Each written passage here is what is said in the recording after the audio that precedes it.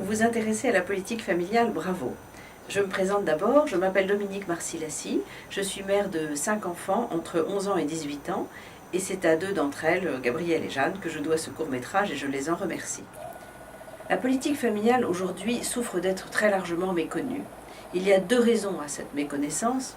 La première, c'est ce que j'appelle la myopie démocratique, c'est-à-dire que la politique familiale consistant à investir dans une génération d'enfants et qui ne sera rentable que dans une vingtaine d'années, au mieux, les pouvoirs politiques ont une forte tendance évidemment à privilégier leur élection, donc le court terme, c'est-à-dire 2 ans ou 3 ans, ont une tendance naturelle à ne pas réfléchir et à ne pas s'interroger sur la question de savoir si c'est rentable ou non rentable de mettre de l'argent dans les enfants, sachant que c'est les hommes politiques dans 20 ans qui bénéficieront de cet investissement. Ça, c'est la première raison.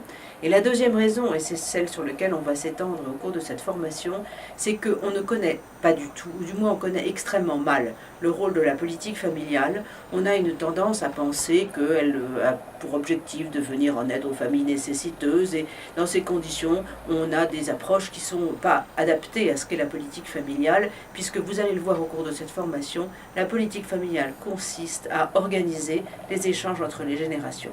Pour cela, nous allons passer une vingtaine de minutes ensemble.